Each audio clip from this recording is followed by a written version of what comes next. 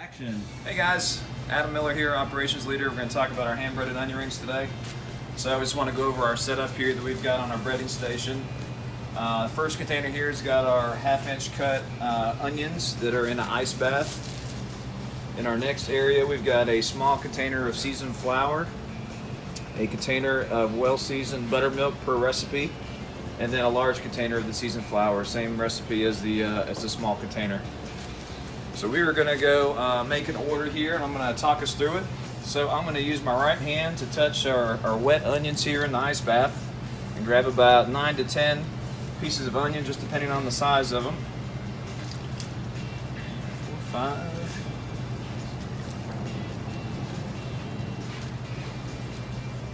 I'm being careful to keep my left hand dry so that way the flour is not sticking to all my hands. Now I'm going to switch hands and go to my left and tumble this around in the flour, which is my dry hand. You got to get in there nice and good, get a nice coat of flour on there. I'm going to pick these up with a light dusting and transfer them to the buttermilk.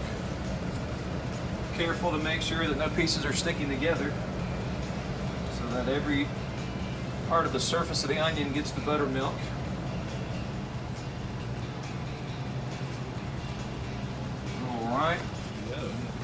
Alright, so we've got the onions in the buttermilk batter.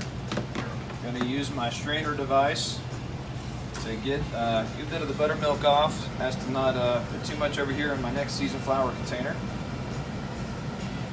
We're going to move those there, make sure I didn't miss any pieces. I didn't. Now, I'm going to tumble these around in my flour mix.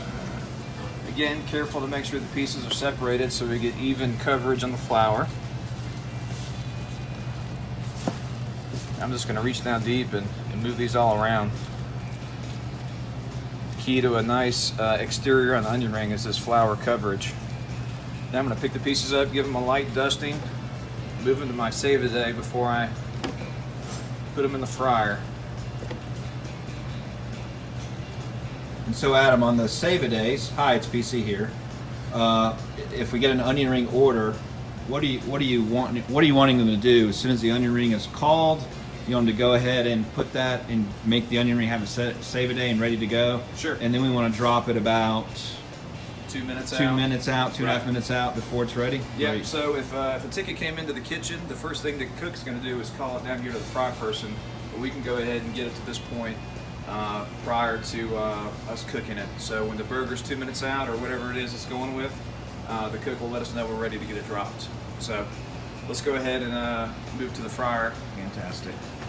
So I'm going to remove my gloves that I was doing my battering with, so that way I don't get everything else covered in flour. And I'm going to carefully drop these into the oil individually. Don't want to splash. Notice that I didn't take the save-a-day and dump it in there because I don't want this excess flour in the oil. And I'm also dropping these individually so that way they don't stick together while they're frying. And I'm going to hit my timer. And they cook for how long? These are good for 2.5 minutes. Cook for 2.5 minutes. Go. Alright, we're about halfway through the cooking time frame of 2.5 minutes. Just going to move these around a little bit, make sure everything's getting full exposure to the oil, nothing sticking together. We're good. Alright, our 2.5 minutes is almost up. Pull these onion rings up, give them a little gentle shake, move them over to a save-a-day to be served immediately.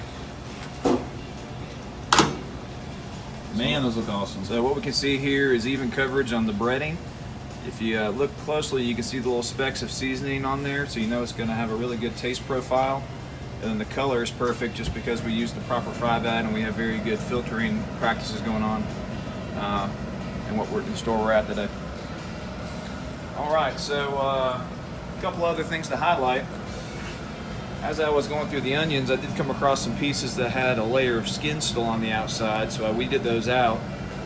Unfortunately, those are very chewy, so we would never want to send those through the process. So if you find a piece like that, you want to get rid of it.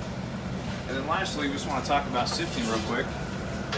So about every 4 to 6 orders, you're going to get a little bit of buttermilk build up in our flour. And so it's a very simple process. Just taking one of our flour save-a-days, using it as a scoop.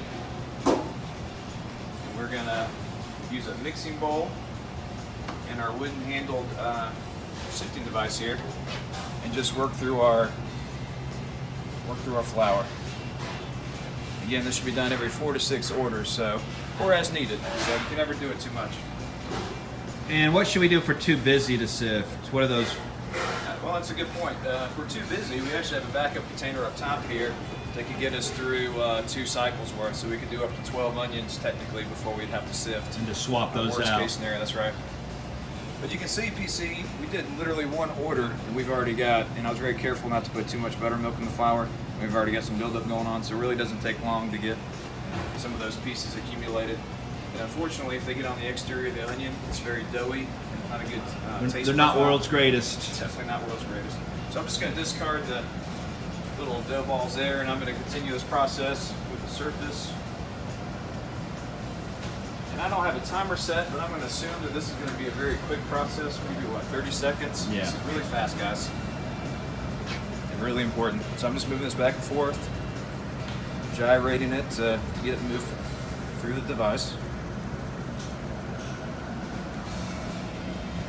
Once again, I'm still coming up with little buttermilk pieces, so again, it doesn't take very long.